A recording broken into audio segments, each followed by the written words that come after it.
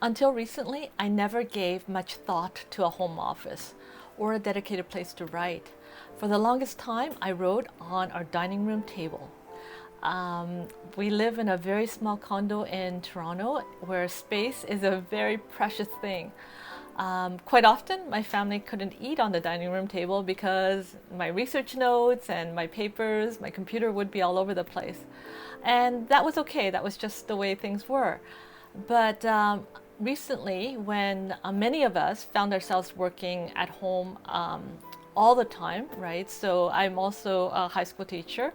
I ended up really rethinking what it means to have a dedicated place to work, to write. And with the help of my daughter, we converted our little dining area to my home office, and I'm excited to share it with you today. I'd like to share some things that I did to create a space that works for me. So tip 1, hide the clutter. Things like my stapler, post-it notes, pens, paper clips are all stored in this little cabinet. They're easy to access, but they're out of sight. Tip 2, make it easy to take breaks. I find I can't write for more than 20 minutes, maybe 45 minutes at most without taking a break. A few of my favorite things to do: I love messing around with cards. I am learning to play the tin flute. I picked this up when I was in Dublin last year. I love to read. I also love taking naps. So adding this old sofa to the space proved to be a really great idea. My late father-in-law made the quilt, and my girlfriend made the Star Wars cushion. So there's a lot of sentimental value to the things I've brought into this space. Tip 3, make things easy to access.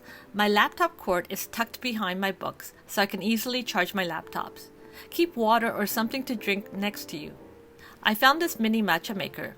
I love ceremonial grade matcha tea. These S-hooks are great. They're easy to use and help me keep things organized. Tip 4, make sure your space works for you. Figure out the time of day you work best and make sure your space has the lighting you need to work efficiently. I get a lot of natural light thanks to these big windows. I added these fairy lights, which were a gift. I usually have pictures hanging from them, but I took them down for this video. Tip 5, get what you need to do the job. I have a footrest. I need a mouse because for whatever reason I just can't manage the trackpad. I like the wireless mouse. Again, it's easy to use.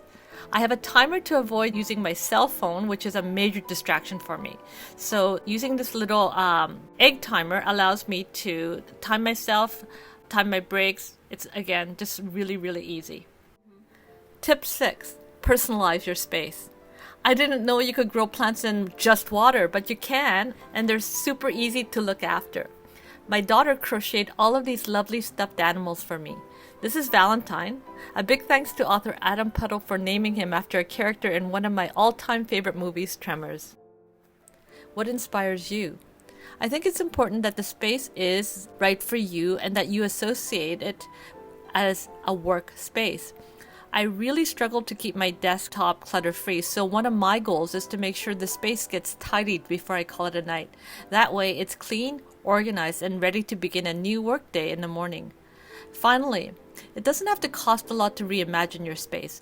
I didn't buy anything new to add here. I just moved things around until I liked how they looked together. One of the most frequently asked questions I get is, what books or resources would I recommend to improve one's writing? In my next video, I'll share 5 of my go-to resources that I've used over the years. Thanks for joining me today. I hope you found some of the tips useful. Happy writing, happy reading, everyone. Bye.